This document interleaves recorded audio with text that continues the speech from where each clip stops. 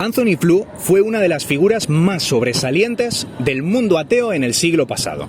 Y de repente abandonó su ateísmo y comenzó a ser creyente movido por 3 preguntas que, según él, la ciencia moderna no ha logrado contestar. 3 preguntas que, si logras contestarlas, me hago ateo.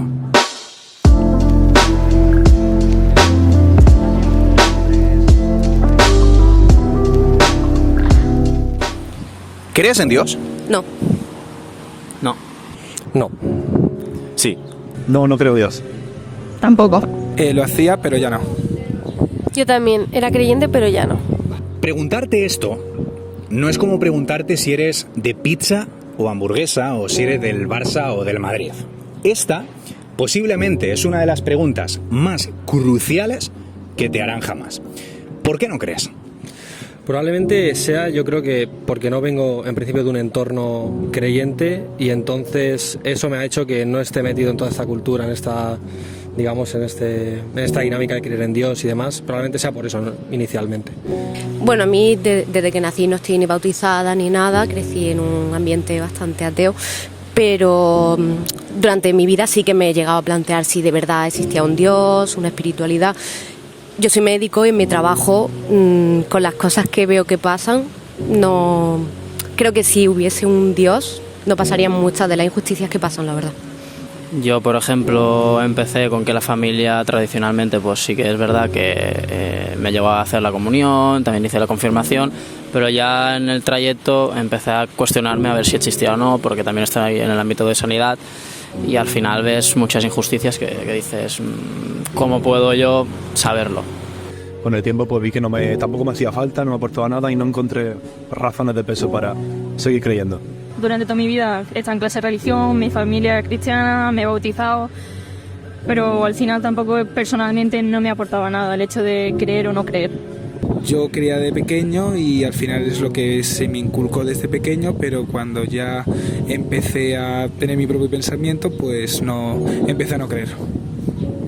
Sobre todo, pues un poco por el tema de la ciencia y también porque nos han enseñado quizás solo un catolicismo muy tradicional, muy estándar, que se aleja un poco de los jóvenes o de la sociedad actual, ¿no? Es más como la Biblia antigua y demás.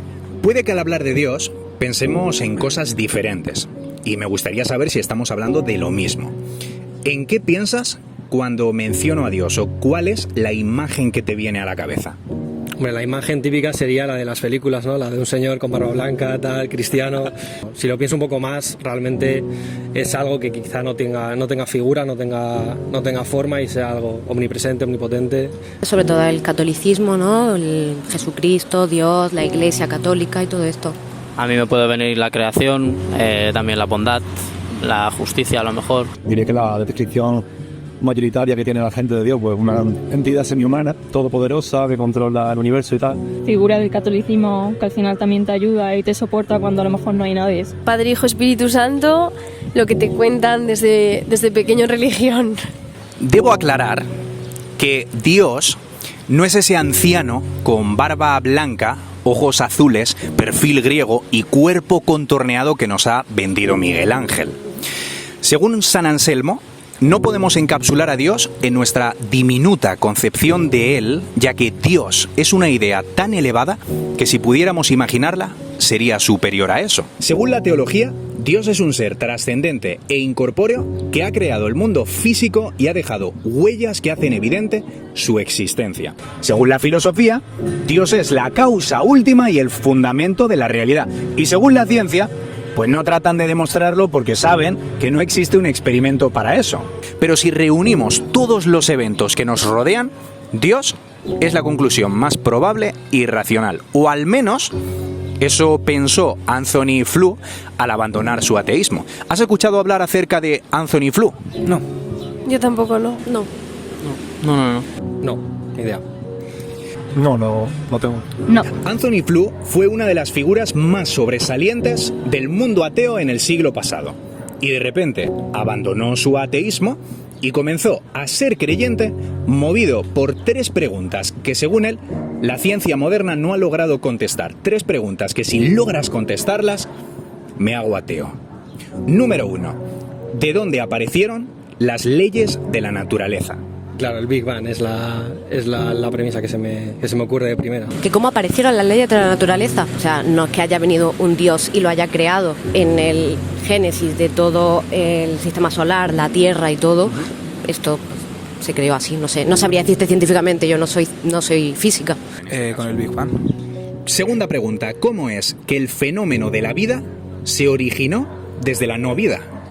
Bueno, por una serie de reacciones químicas en un principio, pero que de nuevo pueden estar también originadas esa sopa de cultivo que había, ese caldo de cultivo que había, que a partir de ahí se creó la vida y demás, pues también podría estar generado, se podría argumentar que de nuevo podría estar también ocasionado por Dios o no, puede ser de manera espontánea, eso ya. Yo creo que existe una célula que lo crea todo. A lo mejor, no sé, dentro de lo que es la ciencia... Al final somos compuestos químicos que se han ido reincorporando, se han ido evolucionando hasta llegar a donde somos. La evolución. Y número 3. ¿Cómo fue que el universo que entendemos como todo lo físico llegó a existir? Por el Big Bang. Pues ni idea, la verdad. Ahí ya no me voy a extender. Aquí ya nada, no sé. Vale. Una pregunta. ¿Confías en la ciencia? Bueno, es una pregunta compleja. O sea, yo soy biólogo y después de que me he metido en todo este mundo, la verdad que todo lo que lo toca el humano a veces se corrompe y la ciencia a veces, la gente de a pie, yo creo que no está metida en el mundo, la da como... Realmente casi se ha convertido en una religión, yo creo. La ciencia que se pone como un dogma es muy dogmática, muy sectaria a veces incluso. ¿Confiáis en la ciencia? Sí. Confío en el método científico, en tanto que se puede equivocar o no, pero no considero que tengamos otra forma de acceder al conocimiento o la verdad. ¿Confías en la ciencia? Sí. Sí. Vale, yo también. Sin embargo, la ciencia no puede explicar cosas que están fuera de su ámbito de estudio y es por eso que deben recurrir a presupuestos filosóficos para hacer ciencia. Y no tiene ningún tipo de sentido negar la existencia de Dios porque las mediciones que usamos para estudiarlo son incompatibles. Y esto sería como tratar de vaciar el océano a cucharadas. La teoría más aceptada nos enseña que hace 13.800 millones de años comenzó una expansión que dio inicio al universo en una trillonésima de segundo, dando lugar a todas las constantes que permiten que observemos orden en lugar de caos. La fuerza de la gravedad, las dimensiones del espacio, la velocidad de la luz. Y no solo eso, chicos, sino que además apareció la vida. Seres con 100 billones de células que contienen la información de 10.000 enciclopedias cada una, con 7.000 cuatrillones de átomos que contienen el ADN con el mejor software disponible. Y no solo eso, miraos en el espejo.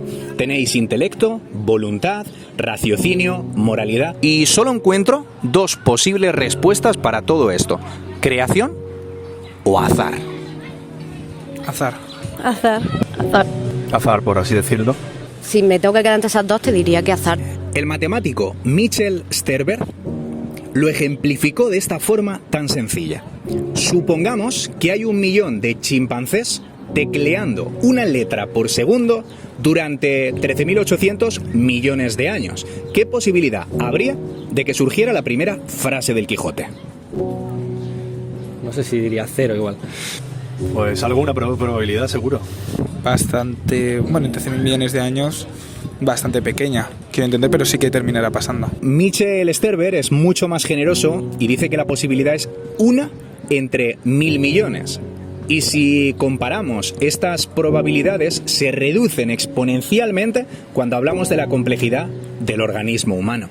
La realidad es que necesitamos evidencias, y aunque nosotros los cristianos pensamos que estamos rodeados de ellas, yo te hago esta pregunta: ¿qué harías si Dios se te aparece? No sé, saludarle lo primero, supongo. Ser respetuoso, ¿no? O sea, si tengo certeza de que es Dios, pues preguntarle si fue todo con intención, quizá. Igual no fue todo con intención. Todo lo que ha hecho igual no tiene por qué haber una intencionalidad. Hombre, si Dios se me apareciese, y al final me explicase o pudiese ver que sí que es el que ha creado todo y tal, claro que me volvería creyente. El hecho de que Dios no sea perceptible por nuestros sentidos es parte integral de su grandeza. Si Dios emitiera fotones capaces de ser captados por tu retina, entonces Dios se limitaría a tu rango óptico.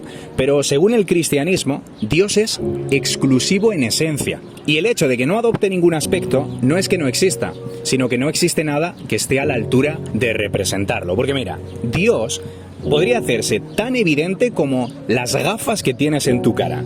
Dios podría hacer que las estrellas deletrearan su nombre, que cada átomo llevara su etiqueta de fabricación, pero si Dios se te aparece, te harías pipí en los pantalones y no abandonarías tu ateísmo por amor, sino por miedo, y entonces Dios se convertiría en un dictador cósmico que nos robaría la libertad de rechazarle. Por eso es que Dios nos ofrece una evidencia adecuada, no coercitiva, y si le escoges, que sea por amor y no por coacción.